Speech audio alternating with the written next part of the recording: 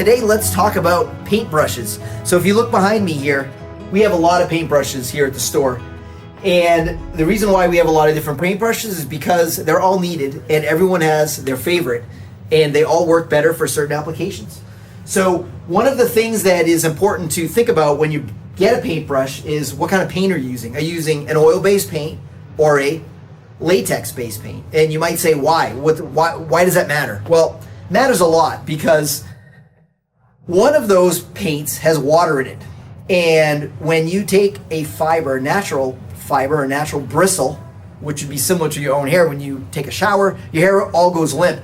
Now, if you take a latex-based paint and you use it with a natural bristle brush, the brush goes floppy and it works terribly, which is why you need a synthetic bristle, like a nylon.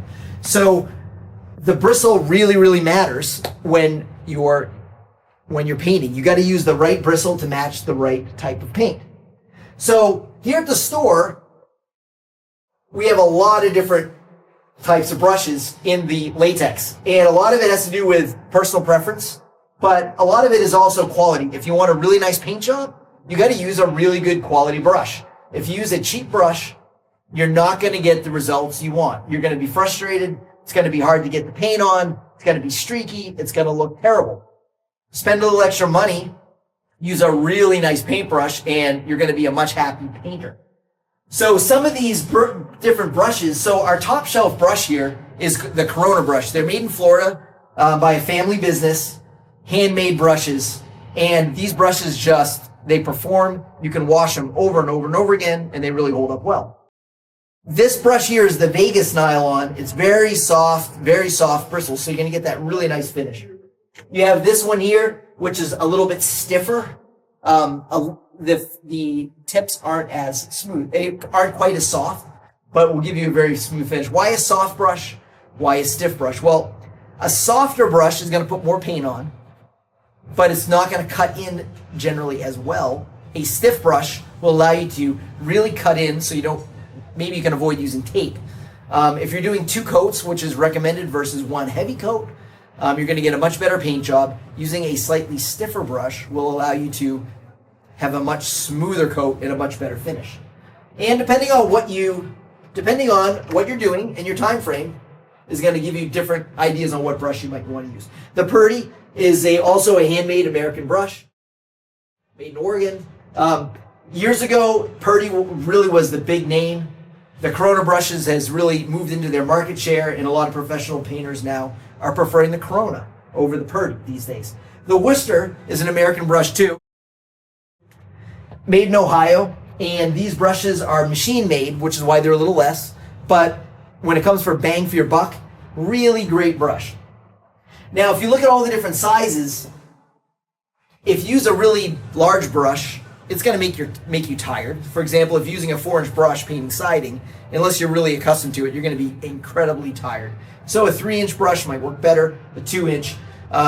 You want enough paint on the brush so that you can get a smooth job. So if you're painting with an artist brush to do something large, it's going to really come out bad. So you want to kind of pick your brush for what you're doing. We can help you through the process if you're wondering. These are kind of like a throwaway, call this like a good quality throwaway brush where you're going to use it once or twice. You want something that's pretty good. You don't have to feel guilty about throwing it out. The soft tip is a great choice. It really does a nice job for the money. We have the Picasso, which is a foreign-made brush. They make these here. They're an oval brush, which is a very nice shape, holds a lot of paint. A lot of people refer to the Picasso as, if you look at like the pinnacle of Japanese cars, maybe being Toyota and Honda, and then you say, well, the Hyundais and the Korean cars, the Kias, are very good, but they're not quite as good as them. This is kind of like as we call it, your Hyundai of the paintbrush. A very good brush, a little less money, maybe not as good, but does a great job, and the price reflects that. So when we're talking clear finishes, you're talking polyurethanes. And when you are talking polyurethane finishes, you have oil-based and latex as well. A lot of times for a oil-based finish, you're going to want a bristle brush. Sometimes people use these flat applicator pads at the top as well. A water-based poly is going to go on with a regular brush or one of those applicators. Seems like more often than not when people do floors, they tend to like to use brushing, but every hardwood guy has their own kind of tricks on what they like to do. One of the questions we had was, what is cut in? And when you talk about stiff brushes, soft brushes, what is cut in? Well, when you're cutting into the ceiling and you want that nice crisp line up against your ceiling or up against trim where you're changing colors, and you want to have a nice crisp line. A couple ways to do it. One is to use tape. The other way is with skill and a very good paintbrush. So if you have a really good paintbrush, that's going to allow you to get a nice smooth finish without having to waste your time taping. And there's tricks to that as far as how to put the paint on the brush, loading the brush with enough paint. There's a lot of things to it. But a very skilled person can cut in very well with a brush and mimic taping, if you will, with a lot less labor. We have other types of like disposable brushes, which is called the chip brush and foam brush. You know, foam brushes do vary. We sell like an American-made version, which does very well. They're very inexpensive. They're throwaways. Some people really like them for polyurethane. You also have the chip brush. This is a bristle, natural bristle brush, not so great for latex. But if you're doing a little quick little touch-up, it's a good way to do it. You throw it away with no guilt because very inexpensive. So that's kind of your basics on paint brushes. A lot of it is comfort, and a lot of it is using the right brush for the job so you get a really, really good result.